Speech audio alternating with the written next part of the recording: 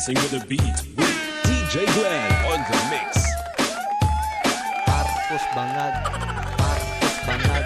Yun! Bangag. Ay, maganda. Bangag. Grabe naman kayo. Marcos Bangag. Ay, magandang umaga, tanghali, gabi, hapon. Sa lahat ng mga barateros worldwide, kamusta naman ang mga buhay-buhay? Namiss nyo ba ako? Ay, grabe. Ito na naman ang inyong pinakapaboritong fake news peddler sa YouTube. Ang walang kakwenta-kwentang vlogger. Ang puro kabulastugan lang ang alam, hindi nagre-research. At walang basihan, walang pinatutunguhan. Ano ba naman tong ilaw? Another day, another burautan session with yours truly, Boss D. Ang ganda-ganda na naman ng ating tunog. Nandito na naman tayo sa ating studio. Namiss natin yung ating mga soundtrack, yung ating napakagandang audio. Ayan, pwede nyo na ulit ako ibulsa.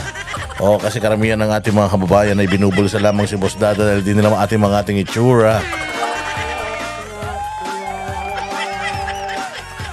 Pasasakitin na naman po natin ang mga ulo ng mga buwisit, mga putok sa buho, mga ampon, mga walang silbi sa buhay, mga kawatan magnanakaw, snatcher, mandurukot, mandarambong, mambubudol, mga manluloko, o mga nangangakong hindi naman tinutupad,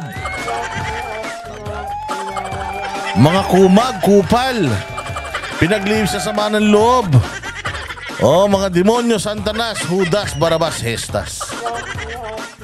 Tayo na naman po ay nandito mga bossing. Magpapasalamat lang po tayo sa mga kababayan nating nakaka-appreciate ng ating channel. Salamat po sa lahat ng mga nagsasubscribe. Sa lahat po ng mga bagong subscribers, hindi po kayo maboboard dito. Huwag kayong mag-alala. At sa lahat naman po ng mga kababayan natin na matagal na nakasubscribe dito, naku, maraming salamat po sa inyo, sa inyong tiwala. At syempre, salamat din po doon sa mga nagla-like, nag-share, nagko-comment. Importante sa lahat, like, share, and comment. Yung comment talaga importante, binabasa natin yan. At binabasa yan ng mga kinaukulan.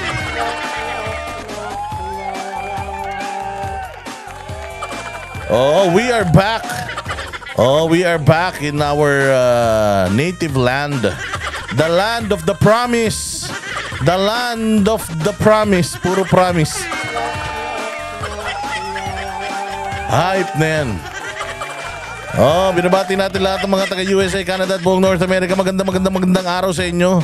Magandang araw sa mga taga-Europe at Middle East at syempre Luzon, Visayas, Mindanao. Kasama po lahat ng mga kababayan natin na nagtatrabaho sa iba't ibang panig ng Asia. Magandang araw po sa inyo. Like and share po, importante po yan ha. Marami po tayong nakikita mga nanonood dito na hindi pa po nagla-like at di pa nagsishare. Make sure na kayo po ay naka-like, naka-share every day, all day, every day. Dahil pag hindi po kayo nagla-like at nagsishare, nako po, bahala kayo. Imbis na sana yung mga hinayupak ng mga magnanakaw sa pamahalaan ay ating mabwisit. Wala, hindi na natin mabibwisit yan pagka ganyan.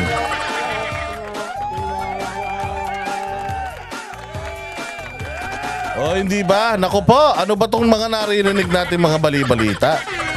Sige na, rektahin na natin mga bossing dahil na-miss natin ng isa't isa. Para mas marami tayong mga pag-usapan. Huwag nyo kalimutan, i-like, i-share ito. Pag di nyo ni-like, i-share ito, mamamatay kayo ng, mamamatay kayo sa inggit.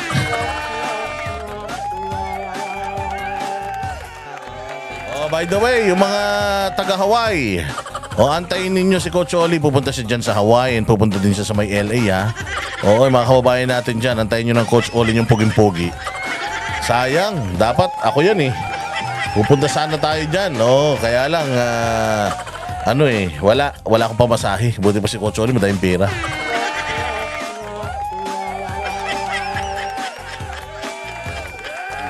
Ano ba ang ating mga pag-uusapan? Rektahin na natin para naman wala nang kawala. Nako po. Ano itong nababalitaan natin? Ano itong nababalitaan natin na hindi daw hindi pinapa-attend ng presidente ng Pilipinas? Kinangina niyan. Ikaw na ba presidente ng Pilipinas, Lucas Bersamin? Hayop talaga naman. Oo natakot dahil baka magkalat uli sa hearing. Di naman siguro, di naman takot yan si Boying. Sanay naman magsinungaling yan. Oo, ngayon na naman, may patotsyada na naman nga yan. May iuwi na naman daw niya si Arnie Tevez. Di na nagtanda itong mga kupal na ito eh. Ilaw ko. Taragis na ilaw to. Inang hirap talaga pag mahirap ka eh. Oh. Hoy, ilaw! Hindi kasi pag nagagalaw ko, gumagalaw ding hayop. Ayan na nga. Ano tong sinasabi natatakot dahil baka magkalat uli sa hearing? Sanay na magkalat yan, yung dalawang kapatid na yan. Ano mo mga itsura, mga mukhang basura oh. Given the extensive disclosure made. Pakinggan natin yung sinasabi nila. Hinapan natin to. Given the extensive disclosures made, we believe that further participation may no longer be necessary at this time, especially considering that the Honorable Chairperson has publicly relayed her comprehensive findings thereon. Anak ng tinapay, Bersamin. Ganun ba? So ang sinasabi dito ni Bersamin, ng presidente natin, na since yung findings naman daw inilalahad na ni tawag dyan, netong si Marcos, si Amy Marcos, hindi na daw dapat pumunta Parang sa pagkakaalam ko sa Congress ganyan din. Di ba tandaan ninyo, pagka yung Quadcom, hindi ba labas na sila ng labas ng statement? Parang sa Quadcom, putang ina, parang may kasalanan ka na kagad kahit wala pa. Kahit hearing pa lang naman yun in aid of legislation, para ka ng kriminal. Kung itrato doon, di ba? Hindi, ito, real talk lang Real talk lang to, kunyari. Pero hindi naman talaga to totoo Huwag kayo maniwala sa akin. Do not quote me on this one. Because again, I am not a reliable person. I am not telling the truth. I'm always telling lies. I'm just doing this for the sake of conversation. Hindi, pero di ba? Quadcom. Ano sabi ng Quadcom? Sinasabi ng Quadcom si Duterte ganito, si Duterte ganyan. Anong sinasabi ng Committee on Good Government? Si Inday Sara ganito, si Inday Sara ganyan. Pero pinipilit pa rin nilang paatinin yung mga resource person nila. Kahit naman lumalabas na hindi pa man tapos yung hearing in aid of legislation, parang may pagkakasala na. Katulad niyan, kay Risa Ontiveros, yung hearing ni Risa Ontiveros diyan kay Pastor Apollo Kibuloy. Hindi ba wala pa man, hindi pa man nakakausap yung kabilang kampo. Parang lahat na nung krimen ginawa na ni Pastor Kibuloy. Patawag ng patawag pero hindi naman pinagsasalita yung mga tinatawag. Hindi ba? Tapos katulad niyan. Sa Committee on Good Government. Di ba kahit na mukhang lumalabas naman unang araw pa lang, parang pinalalabas nila na magnanakaw si BP Sara. Pero pinilit pa rin nilang paatinin yung mga resource person, kinontempt pa nga nila. Anak ng tinapay. Dito na lang po sa Quadcom, sa Tricom na lang, sa Tricom. Sinabi na rin na yung mga tao ay wala pa mga hindi pa man nagsisimula yung hearing, mga pogo vloggers na daw. Mga China funded vloggers na daw. Pero meron na silang outcome, meron ng bintang, pero pinapaatin pa rin nila yung mga resource person. Umaatin pa rin resource person. Pag hindi umatin yung resource person, contempt. Bakit pagka kayo?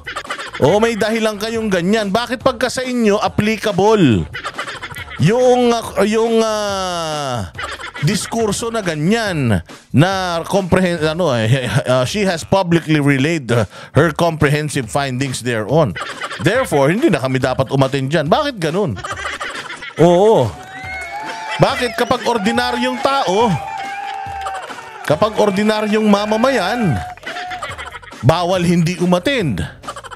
kahit naman walang maitutulong sa isang hearing in aid of legislation, bakit walang bakit dumarating pa rin at pinapapunta pa rin, ikukulong pagka hindi pupunta. Samantalang kayo, dapat mas marami kayong ipaliwanag dahil unang-una sa lahat, itong issue na to ang pinakamalaking issue. Sabi nga ng Senado, ang sabi ni Chis Escudero, walang executive, ano bang tawag nila doon? Oo, walang executive secret na yan. Hindi yan uubra. Kasi in aid of legislation, actually kahit nga yung sub judice rule hindi yun dapat ginagamit sa Senado because ang Senado hindi naman siya investigative body. Hindi naman yung trabaho mag-investigate. Ang trabaho ng Senado is in aid of legislation.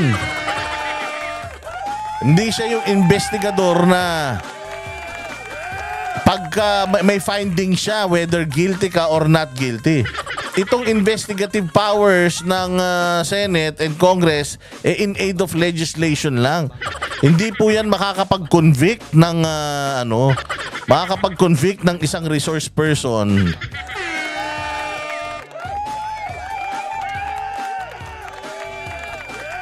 Hindi ba? We must respectfully decline the invitation to attend the hearing. Nevertheless, we remain available to extend our full cooperation through other appropriate channels. Ha? Eto na nga hindi kayo nakikipagtulungan sa gobyerno Kayo na nga yung taga-gobyerno, di pa kayo nakikipagtulungan. Should there be any further clarifications required within the bounds of the law? This is within the bounds of the law as far as we know. Kasi merong may kapangyarihan ng isang senador na mag-imbestiga in aid of legislation. Bakit ba tayo nag-i-investigate dito? Meron ba tayong meron ba tayong sinisisi? Meron tayong sinisisi. Kaya nga para hindi na ulit itong katraiduran na ito, kailangan talaga nating klaruhin. Galing mismo sa DILG, SILG at PNP, kailangan nating klaruhin. Yung mga protocols kasi meron pang susunod na mga warrant of arrests na kailangan dito pa lang maayos na natin para hindi na maulit itong nangyari kay Duterte. Natatanga-tanga yung mga umaaresto, walang kaalam-alam sa batas, ini-explain ni Pangulong Duterte isang buong maghapon kung ano yung violations pero hindi nila ino-honor yung mga violations. Bakit? Kasi nga mga mangmang.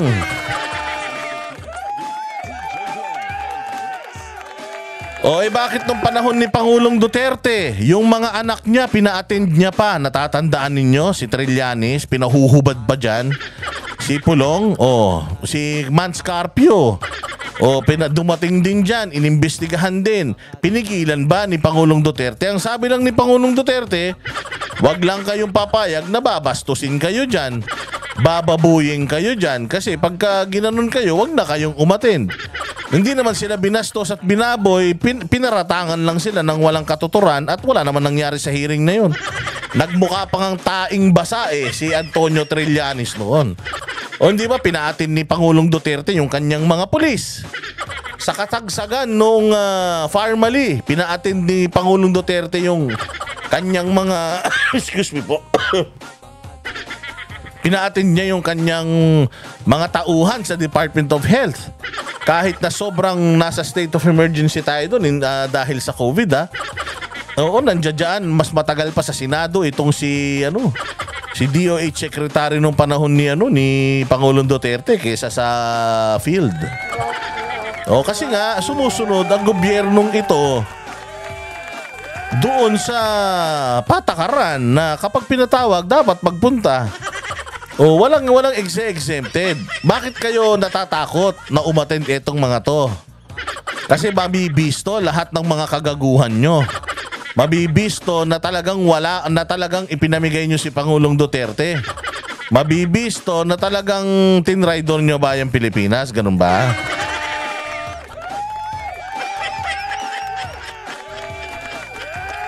Sana naman maging fair tayo. Ang tatapang ninyong, yayabang ninyo, tapos konting question and answer pa lang, natataranta na kayo. Sasabihin pa yung spokesperson na ang dami-dami, ang tagal-tagal na daw na nag-hearing. Gago ka ba? Yung Quadcom nga 4 na buwan na yung hearing na yan Hindi matapos-tapos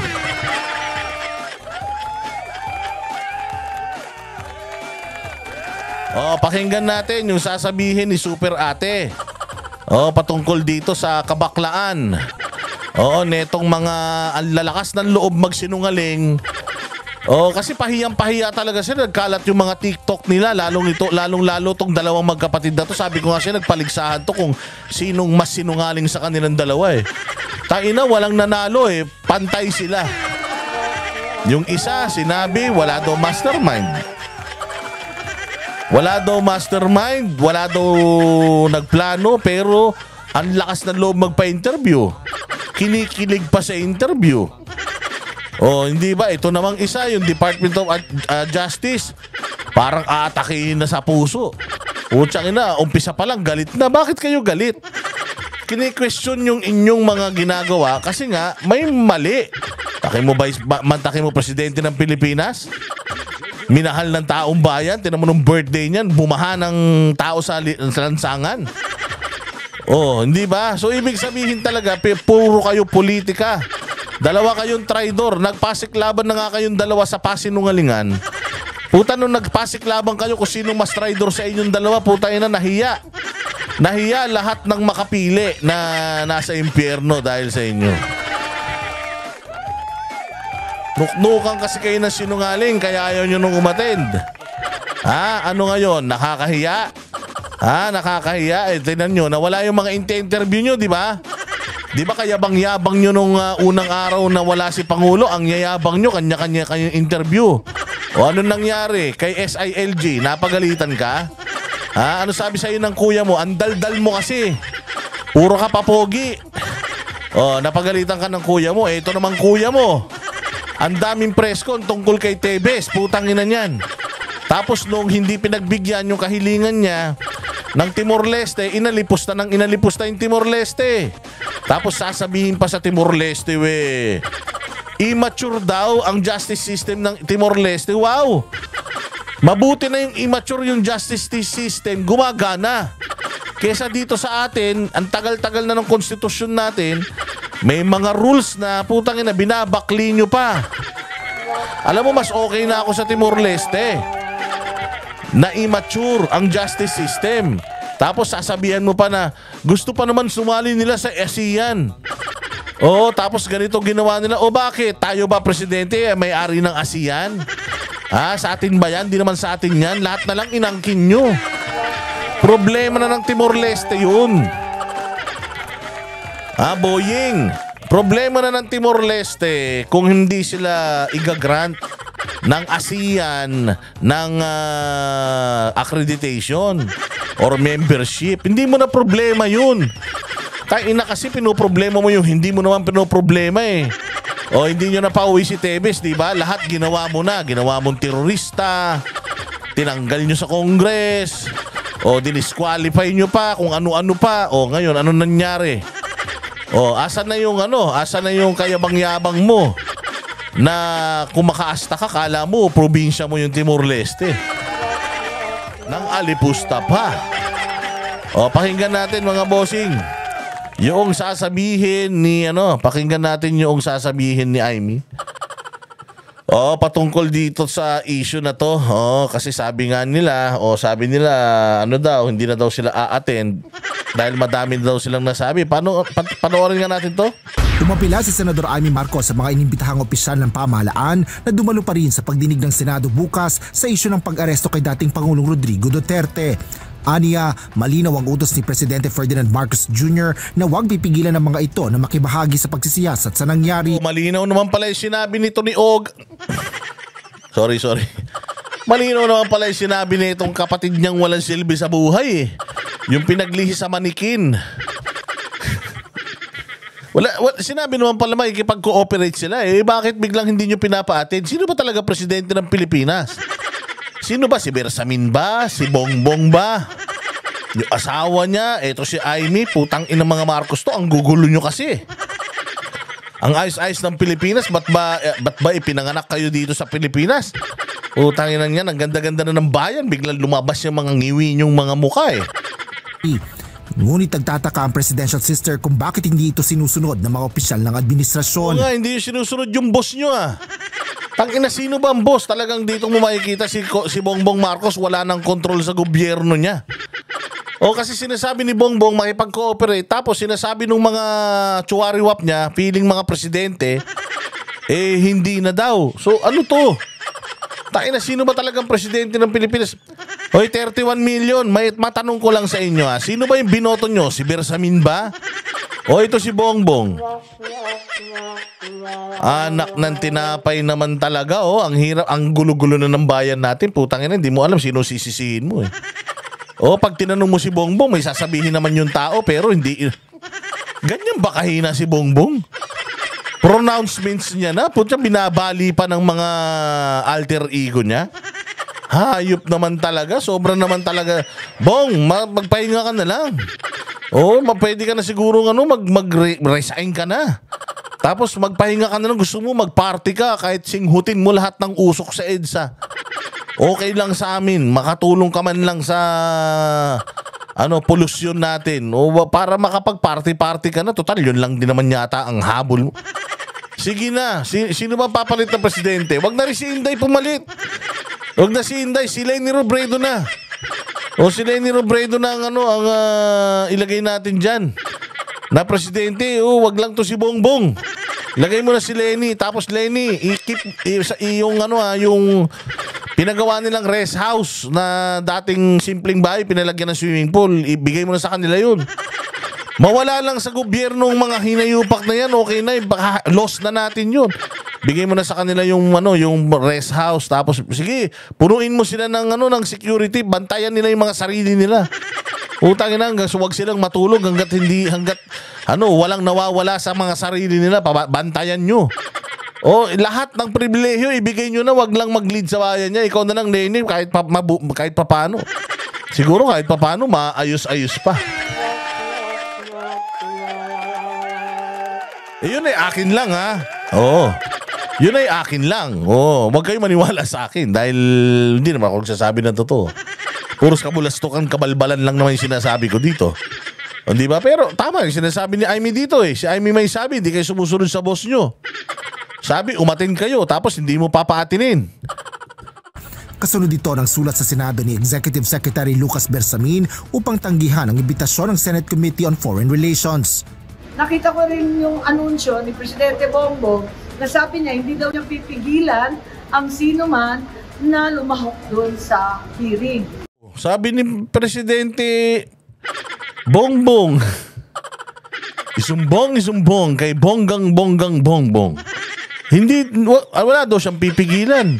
Pero yung ES niya pinipigilan. Tanginan niyan. Ano na ba talagang estado ng Pilipinas? Ngayon, nalilito ako, ba't hindi naman sinusundan yung presidente? Eto na naman tayo. Iba yung pinalabas ng mga katiwala, iba naman yung sinasabi ni presidente. Sumunod naman kayo. Kung yun ang sinabi ng bossing, dapat sumunod. At Tangina, no? Ang tindi nito. Ito na talagang pinakawalang kwentang gobyerno. Ito na ang pinaka-presidenteng pinaglihis sa marshmallow na hybrid ng cotton candy. Alam mo yung cotton candy, di ba ang laki-laki nun? Ang nakakatakot nga minsan yun, nagiging dragon yung cotton candy. Puta, pero pag nilukot mo, ganito lang kaliit yun. Parang utak lang ng mga loyalista. Anak ng tinapay, no? May sinabi presidente, tangina sinuway, harap-harapan. Tapos sabi siguro ng presidente, sige na, ikaw na mag-assign niya, mag-announce niyan. O siguro ganito yung nangyari. O hindi tayo ay papaatinin. Wala tayong pipigilan. Lahat umattend in aid of legislation. Dahil ako naniniwala walang masamang ginawa yung aking gobyerno. O di eto na ngayon pagkahinto. Ano sinasabi mo? Tanga ka talaga. Bobo. Anong pinagsasasabi mo dyan? Pag pinaatin mo to, itong magkapatid na to, putang ina pares sinungaling yan. Magwawala na naman yan doon. Parang mga asong ulul na naman yan. Sagot na naman ang sagot dyan kahit wala sa hulog. Masisira na naman tayo, ha? Sira na tayo eh. Ano pa sisirain sa atin? Oo, yun na nga. Sira na nga tayo, lalo pa masisira. Kaya dapat sinabi mo, hindi na kayo a-attend. Uy, bahala ka. Ikaw na magsabi. Sinabi ko na eh. Ikaw na bahala. Ikaw na magsabi. Puta, ganun kagulo. Yung nangyari dito sa akin, haka-haka ko lang yun ha. Haka-haka ko lang yun. Pwedeng iba yung nangyari. Oo, pero imaginein mo ha. Sinabi ko bilang presidente, nagbarong pa ako. Binoto ko ng 31 million. Ako ay naniniwala na wala akong kasalanan at walang kasalanan ng aking gobyerno. Ginawa namin ng lahat ng hakbanging ano ba yan? Yung legal. O kaya ako po ay nananawagan. Sige lang, attend kayo dyan. O tapos hindi ba? Biglang, huy, pinagsasasabi mo. Huwag mo na paatinin to. Paatinin mo yan. Huwag sila magsinungaling kamo. Grabe no. Grabe talaga no. Ngayon nare-realize nyo na kung gaano ka walang utak etong nasa kapangyarihan. Wala talaga, kita mo, minsan lang siya magsalita minsan lang marinig. Wala na tayong iba narinig kundi bunganga ni Claire. At saka ito si Bersamin, silang dalawa na lang naririnig mo. Minsan lang lumabas yung amo nila. Nung huling lumabas, hinihingal, akala mo atakihin sa puso eh. Nung kausap yung mga kano, hindi ko alam kung kinakabahan ba o ano eh, parang may nangyaring kakaiba eh bago yung kanyang pag-welcome doon sa mga taga-Amerika eh. Pero ito mga bossing minsan lang lumabas, minsan lang nagbigay ng suggestion, mali pa. Kinontra pa. Anak ng tinapay talaga naman. Sabi ko nga sa inyo, kami problema. Vloggers na aligned kay Duterte problema. Hindi. Ang problema yung mga kasamahan niya eh. Ang problema sila mismo eh. Sinabi ng presidente, putay na wala pang isang araw, binali na kagad nung executive secretary. Di ba sinabi ni Claire Castro? Sabi ni Claire Castro, siya ang spokesperson, di ba? Sabi niya, walang pipigilan ang gobyernong ito sa mga ipapatawag ng Senate inquiry ni Amy. Oh, yun ang sinabi. Dapat yun ang sinabi ni Bongbong. Unless, puta ito si Claire, gumagawa ng istorya. Tanggalin nyo na yan. Lahat kayo pumunta sa hearing. Naniniwala ang mababatas na marami pa silang dapat linawin sa issue. Umaasa pa rin ako dun sa sinabi ni Presidente na hindi na pagbabawal. Pero liwaliwanag ng sulat, bawal. Hindi sila a-attend. Sa unang Senate hearing, Ayan putay na. Puta, matakin mo sumumpa under oath tapos pagdating dyan nagsinungaling. Ito naman si Amy, puta hindi kinulong ko. Ako kukulong ko yan eh. Ikukulong ko yan. Bakit? Puta nagsinungaling. Under oath, huling-huli mo na sa video. Nagsisinungaling. Tangin na kung ako, kinulong ko talaga yan. Kasi kung ano yan eh, sumumpa ka that you will tell the truth and nothing but the truth. And then, harap-harapan sa committee chairman, puta na, binaboy nila yung hearing. Puta, puro sinungaling to. First honor ng kasinungalingan, ito si Pajardo. Ang second honor ng kasinungalingan, si Marbil. Third honor, si Torre. Pucha, ang teacher nila, ayan, si Boying, Tapos, ang bago nilang estudyante, galing pa sa private school, putang ina, sinungaling din. Ayan yung sumumpa ang mga Judas, Tapos si Anyo, isa ring sinungaling.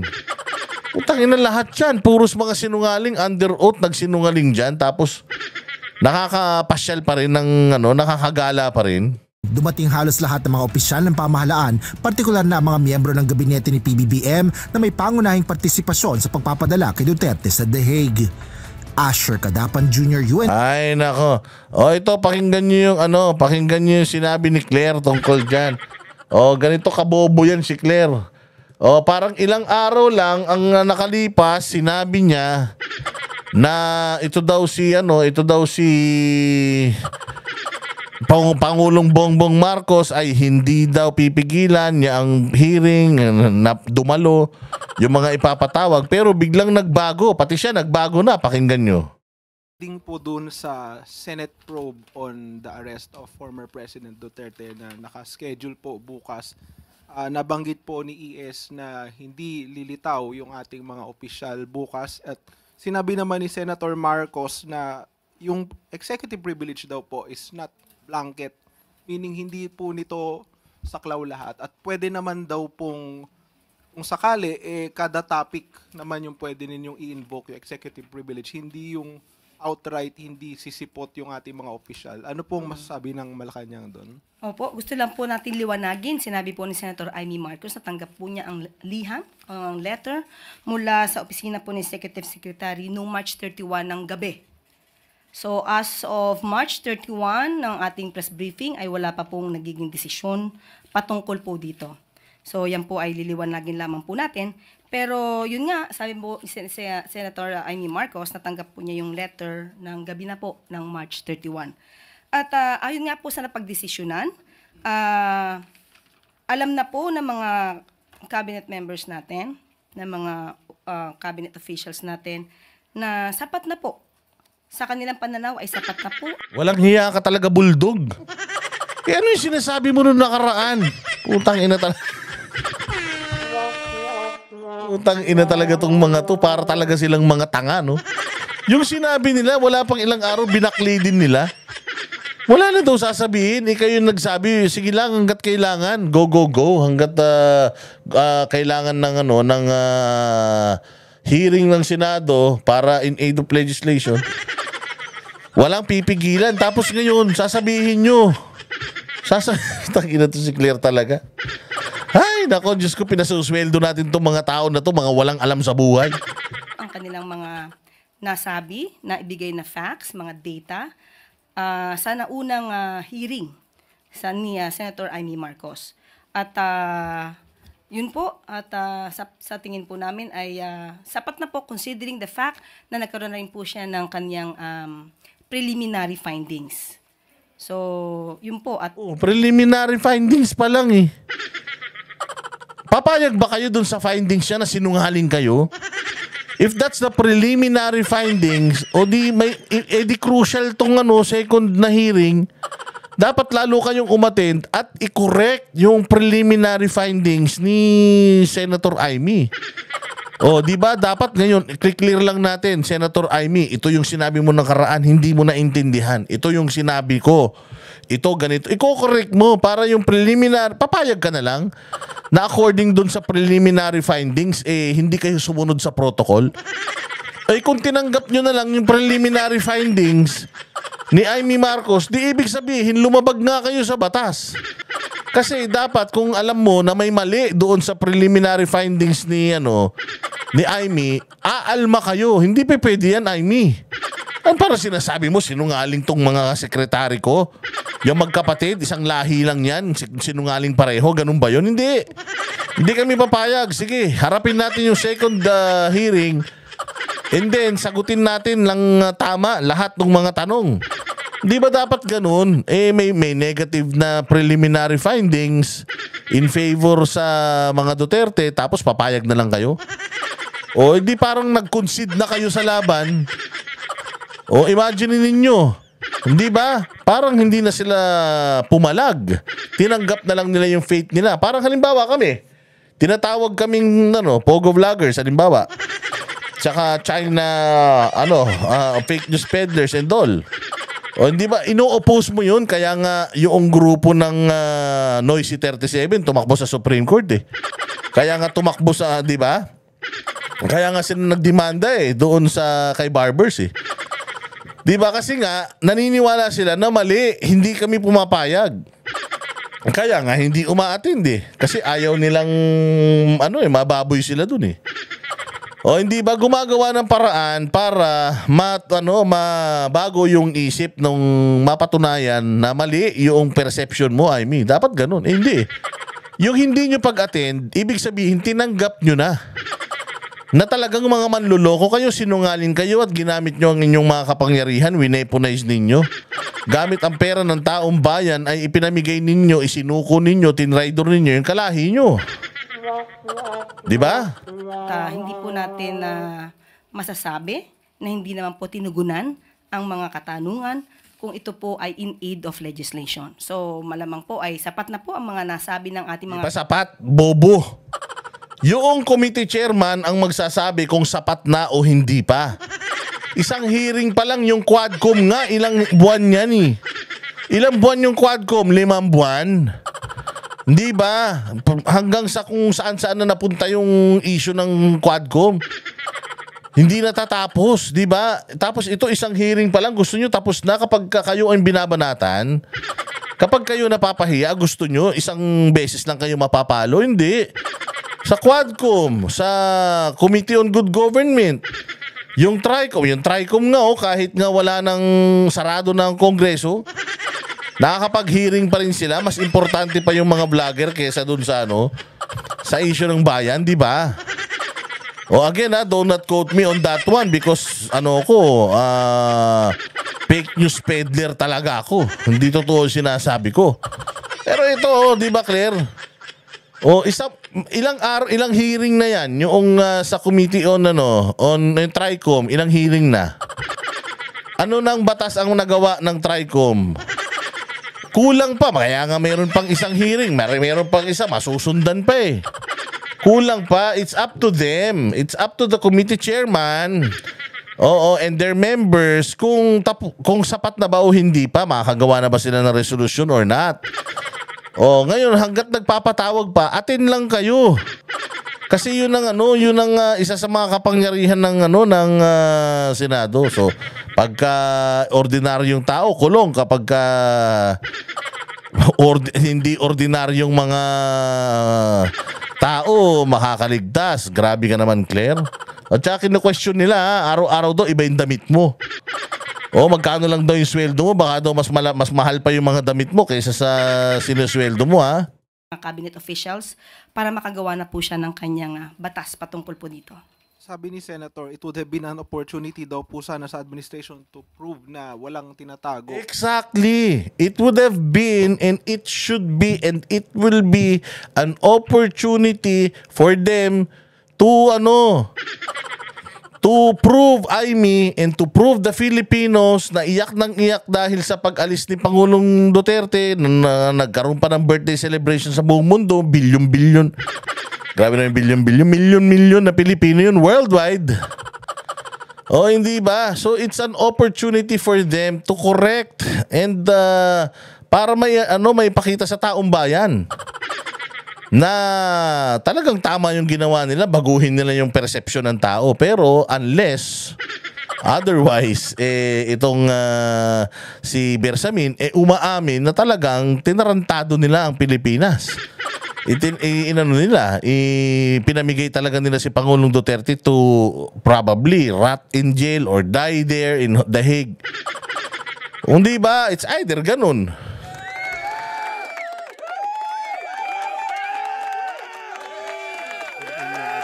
Hindi sa pag-aresto. Wala naman pong tinago dahil sapat na po yung napakahabang oras. Sapat na yung kasinungalingan nyo. Ganon. Sapat na yung napakahabang oras na nagsinungaling kami. Gusto nyo pang magsinungaling kami ulit? Hindi pa ba enough? Ganon na lang kasi sabihin mo, Claire, para tapos na usapan. Hindi pa ba klaro sa'yo na kinupal lang namin talaga si PRRD? Na ginamit namin ang kapangyarihan ng Pilipinas, pera ng taong bayan para traidorin ang bayan natin. Hindi pa ba klaro sa iyo yun? Kailangan pa ba nating spelling yan? Nung unang hearing, para po masabi ang dapat na masabi po ng ating mga cabinet officials patungkol po dun sa pag-surrender kay dating Pangulong Duterte sa ICC. And she said she would ask for reconsideration. So obviously, will there be a change in the stance of Malacanang with regard to this? And looking forward, magiging ganito na po ba yung magiging patakaran kapag may mga hearing na may kinalaman sa administrasyon?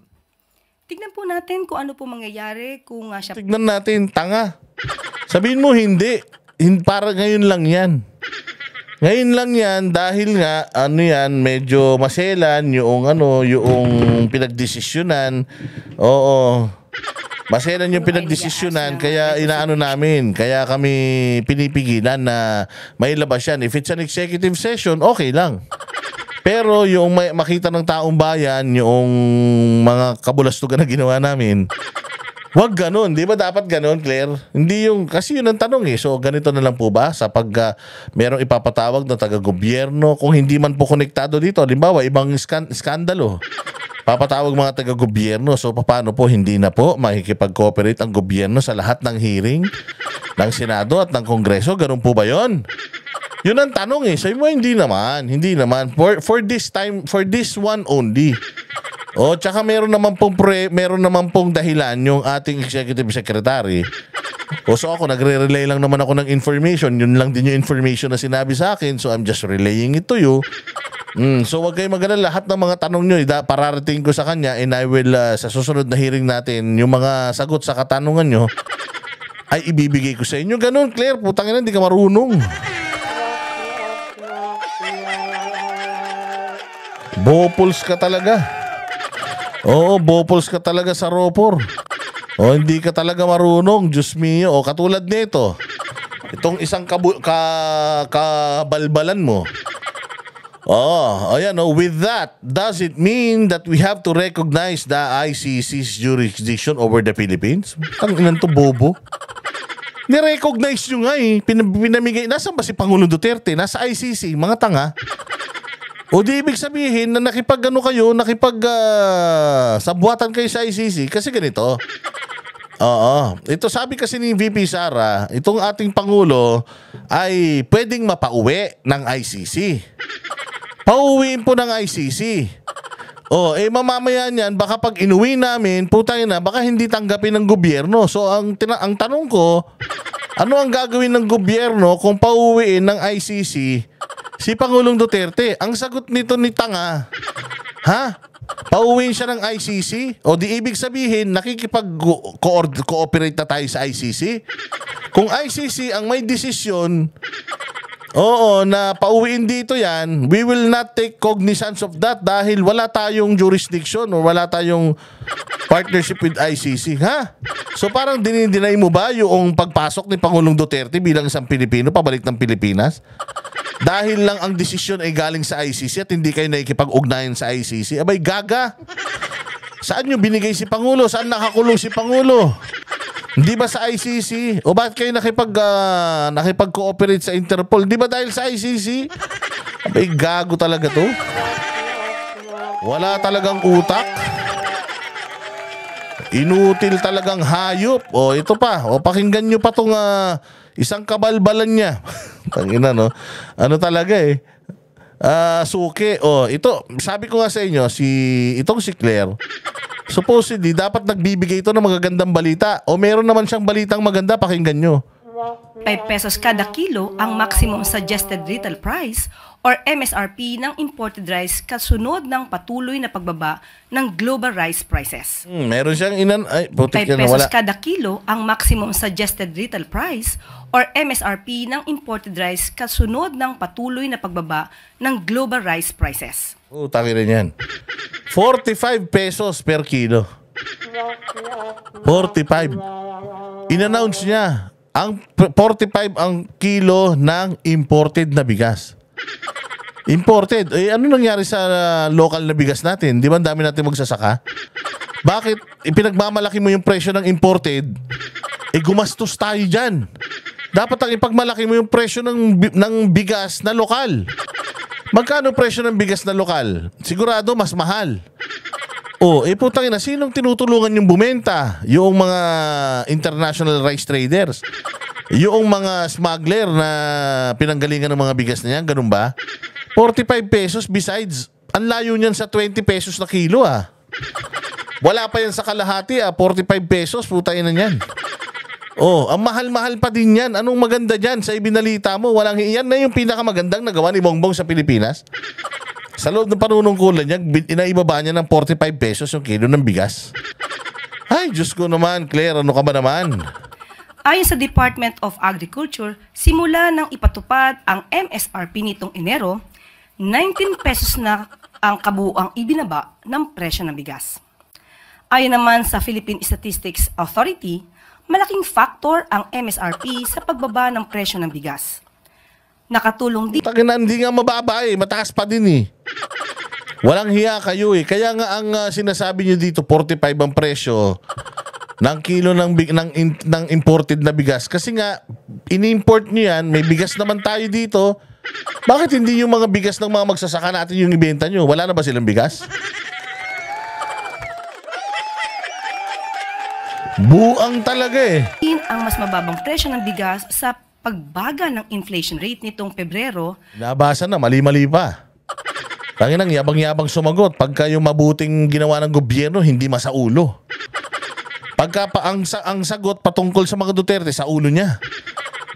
Pero pag patungkol sa trabaho niya talaga, magbigay sa atin ng mga ginagawang kabalbalan ng gobyerno, hindi niya sa ulo. Binabasa. Walang hiya, oh. Sa 2.1% mula 2.9% noong Enero. Naipatupad ang MSRP matapos aprubahan ni Pangulong Ferdinand R. Marcos. Tangina, muntik pang madulas, Pangulong Duterte. Puro Pangulong Duterte kasi laman ang isip mo. Tinan mo nag-post. Ferdinand R. Marcos Jr. ang pagbawas Tinan nyo ha, nag-post. ni Pangulong Ferdinand R. Marcos Jr. Tangina, muntik pa siyang madulas eh. Ay, nako Claire. ang pagbawas sa rice tariffs sa 15% mula 35% noong Hulyo 2024. Good news ba yon? Na 45 na ng kilo ng bigas? Tayo na bad news pa din yun. Ang layo na siya pinangako niyong 20 pesos na kilo. Tsaka 45 pesos na kilo ng bigas imported. So, inaano ninyo? Ino-offer ninyo imported. Paano naman yung local? Akala ko ba mahal yung bayang Pilipinas? Bakit pinayayaman nyo yung mga importer at saka yung mga pinanggalingan ng mga imported na bigas na yan? Ay, nako. Alam mo kung gaano kagulo isip nito ni Claire? Parang ito ang amo niya. Pakinggan nyo. Ang pangangailangan sa power ay pataas ng pataas. Madami ng parami. Kaya tiso, bagay na bagay sa atin ang solar. Dahil alam naman ninyo, kahit umuulan, may araw pa rin. Utangin ang galing. Tsaka kailangan daw natin yung solar. Dahil dito daw sa Pilipinas, kahit umuulan may araw. Puta, ano yan? May kinakasal na tikbalang? Bongbong. Anong katol na naman ang tinira mo? Para yung ulan, habang umuulan, umaaraw. Iba na talaga tama mo, ha? Grabe tama, no? Oo, mantakin mo, ha? Ang ano daw, umuulan, habang umuulan, umaaraw. Umaaraw, umuulan. Di ba sabi nila pagka umuulan na umaaraw, ibig sabihin, may kinasal na tikbalang yan? Ano na naman yung sinasabi mo? Ang pangangailangan sa power ay pataas ng pataas. Madami ng parami. Kaya tiso, bagay na bagay sa atin ang solar. Dahil alam naman ninyo, kahit umuulan, may araw pa rin. Anak ng tinapay, kahit daw umuulan may araw pa din. Ito din yung sinabi niya na kakatanim lang daw nila, inanin na nila. Grabe yun, utak ng presidente. Grabe utak ng presidente, talagang mababaliw ka rin, no? Kahit naman ako siguro si Claire, puta, ganito kausap ko. Mababaliw ako, tinan ninyo tong bagong sinabi na naman ni Claire. Yung pahayag niya patungkol doon sa sinabi ni Browner. Kinabahan kasi ako doon sa sinabi ni Browner para makikipaggera na tayo, eh. Di ba kinabahan kayo? Ha? Sabi ni Claire, hindi daw kayo dapat kabahan. Pakinggan niyo yung paliwanag niya. Pakinggan po natin at nabasa din po natin ang statements po ni AFP Chief Romeo Browner.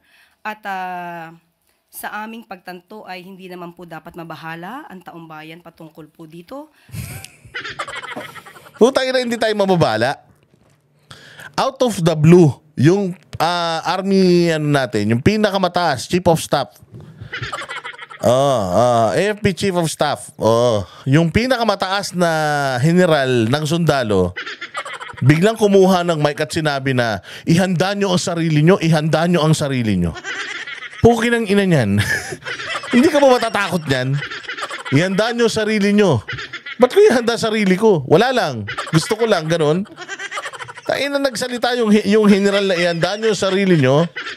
Pag nagkagulo sa Taiwan, involved tayo dyan. Gagamitin natin ang ating mga puwersa para kunin natin yung 250 na mga kababayan natin na nandoon. Abay puta, importante pala sa inyo yung 250 na kababayan natin sa Taiwan.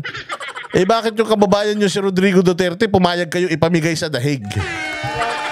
Gago pala kayo eh.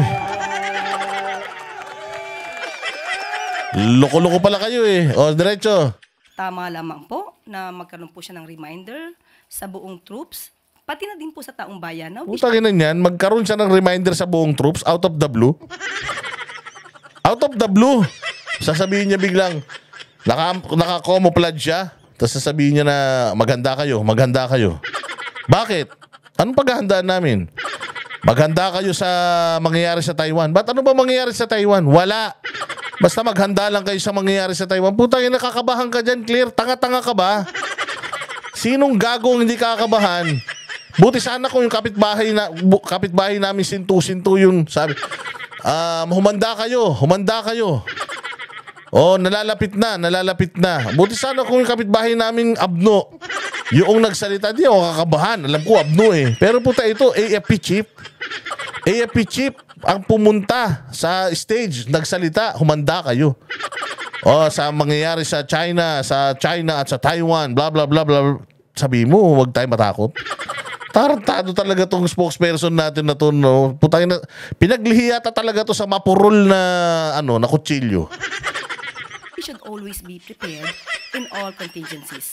Yun naman po. At kung may mga detalye pa po patungkol dito ay hahayaan na naman po natin si Secretary Teodoro at saka si AFP General AFP Chief. So hindi niya na masagot. Hindi na siya makapagsinungaling kasi putangin na, ang bobo naman kasi talaga. Nanakot sila tapos hindi sabi mo wag matakot. Ano yun? Bigla lumabas yung matanda sa horror, sabihin nyo comedy yun. Hayop naman talaga. O bigla lumabas yung si Dracula. Ano yun? Gusto nyo matawa tayo? So sinasabi niya, wala siyang comment, wala siyang statement tungkol doon, pabayaan na lang natin sa EFP. Pero tingnan nyo gano'n siya kaepal. Romeo Browner, sumagot po dyan. Sa panig pa ng Palasyo, Ayusek, may pinag-uusapan na po ba ang mga posibleng senaryo, lalo na po't may mga Filipino din sa Taiwan? Opo, muli po, ang anuman pong detalye patungkol po dito ay manggagaling po sa ating Defense Secretary at saka po kay AFP Chief Browner. Also, Yusek, ano po ang plano ng ating pamahalaan para sa 250,000 na makababayan natin na nasa Taiwan, lalo na sa usaping posibleng repatriation? Opo, sa mga ganyang contingencies, kung magaganap po, Akala ko ba, Claire, panababayaan mo na kay Browner ang pagsasalita? Ba't sagot ka pa ng sagot? Nagsabi ka na eh, panindigan mo na lang. Putangin na kasi tali-talinuhan eh. Ganap. Lagi po tayong handa. Katulad po ng sinabi ni AFP Romeo Browner, lagi tayo dapat handa sa anumang contingency. Kung mangyayari pan po yan, hindi po tayo dapat magtulog-tulog sa ating posisyon at sa trabaho. Lagi po tayong handa. Pero again, ang detalye pong iyan ay... ang detalye po yan ay sila na po ang magdidetalye. Salita ka naman salita. Walang hiya talaga tong natin, oh. Itong spokesperson natin, no? Ay nako, Claire, ewan ko sa'yo. Ay, talaga naman.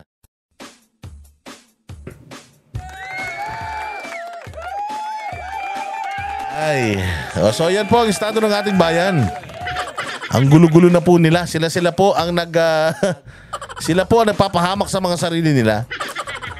Yung presidente, may spokesperson na tanga, tapos merong bida-bida na executive secretary. Iba-iba po ang kanilang mga sinasabi. Hindi na po talaga natin alam kung sino po ang namumuno sa bayang Pilipinas. Tayo ba'y pinamumunuan ni Bongbong, ni Bersamin o ni Claire? Pero isa lang po ang pinaka-importante sa lahat. Kahit anong gaano man sila kagulo, kahit na anong sabihin nila, Para makaiwas na tayo sa switik salot ng lipunan na mga kawatan sa pamahalaan, ito po ang Team Duterte. PDP laban senatorial candidates na ikinakandidato, ikinakampanya ni Pangulong Bongbong Marcos. Ayan, si Jimmy Bondoc de la Rosa, Bongo, Hinlo, Lambino, Richard Mata, Marcoleta, Rodriguez, Philip Salvador at Pastor Apollo Kibuloy. Bakit ko ba sinabi na kinakampanya ito ni Bongbong? Kasi nga, every time na itong si Bongbong ay may gagawing kabalbalan sa Pilipinas, yung mga kasapakat niya dyan sa alyansa, mas lalong nawawalan ng pag-asang manalo. Kaya every time na nagkakamali ito si Bongbong, lalong nabibisit ang mga tao at sa sobrang visit ng mga tao, hindi na sila makapag-antay hanggang May 12 para maiboto na itong Duterte. Ayan pigilin ang pang-aabuso ng rehimeng Marcos. Pigilan ang impeachment ni VP Sara Duterte. Labag sa konstitusyon ang pagpapadala kay Tatay Digong sa ICC. Bagong mukha ng tunay na serbisyo. Yan. Huwag niyong kalilimutan yan na vote straight tayo mga bossing. Maraming salamat po sa inyong lahat. God bless us all and God bless you all. Mabuhay kayo at sana ay i-like, i-share ninyo itong ating live stream para makarating sa kinaukulan. Baka sakaling atakin sa puso ang mga buwaka ng ininyan.